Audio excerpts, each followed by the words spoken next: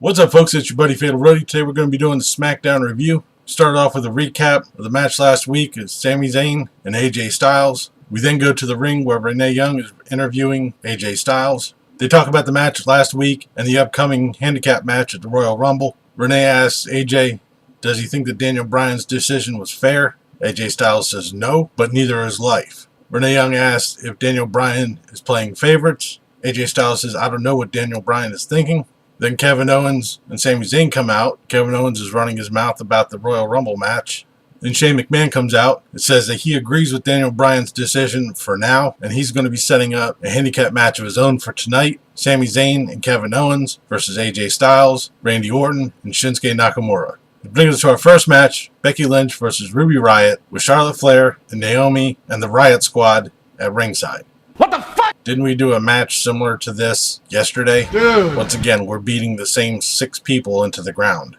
This was a decent match. Ruby Riott had most of the offense. The match ended surprisingly clean when Becky Lynch put the disarmor on Ruby Riott for the win. But still, can we please move on from these 6 people? Mix them up somehow. It brings us to our next match. The Ascension versus the Bludgeon Brothers. Surprisingly, this started off pretty good. The Ascension went straight on the offense, but sadly turned into a squash match when the Bludgeon Brothers beat the hell out of them. Victor ended up getting a power bomb and was pinned. After the match, Connor came in to check on his partner, and he got hammered by the Bludgeon Brothers as well.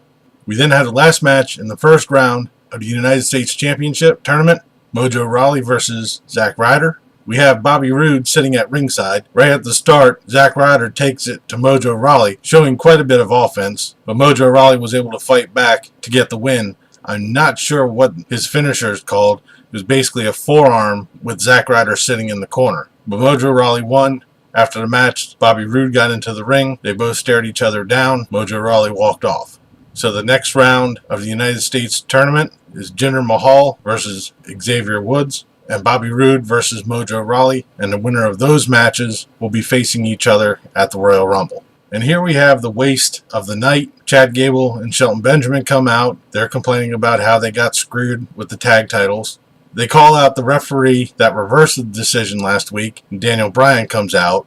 Long story short, out of all of this, Daniel Bryan makes a 2 out of 3 falls match at the Royal Rumble with the Usos and Gable and Benjamin. We then have Breezango versus Rusev and Aiden English. This is a surprise. We actually have different people fighting each other. We're not seeing the same 4 people every week like we normally do.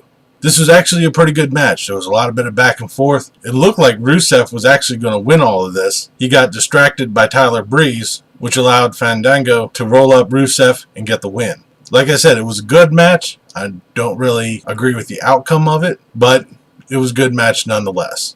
Which brings us to our main event, AJ Styles, Randy Orton, and Shinsuke Nakamura versus Kevin Owens and Sami Zayn. This is actually a pretty good match. Sami Zayn and Kevin Owens tried to bolt out and get themselves counted out. Shane McMahon comes out and says this is going to be a no count out match. Restart the match. So we all start up the match again. Randy Orton ends up setting Sami Zayn up for the RKO. Kevin Owens comes in and hits him with a chair to get themselves disqualified. As they're walking up the ramp, Shane McMahon comes back out and says, we're not ending it this way. Oh no. The match is now no disqualification, no count out, and anything goes. So AJ Styles comes running out. He starts beating up Kevin Owens with a chair. They go on fighting backstage. We see nothing of them for the rest of the match. Randy Orton and Shinsuke Nakamura start beating up on Sami Zayn. Randy Orton drops Sami Zayn onto the announcer's table. He throws him into the ring, where Shinsuke Nakamura meets Sami Zayn with the Kinshasa. Randy Orton picks up Sami Zayn, gives him the RKO, and gets the pin.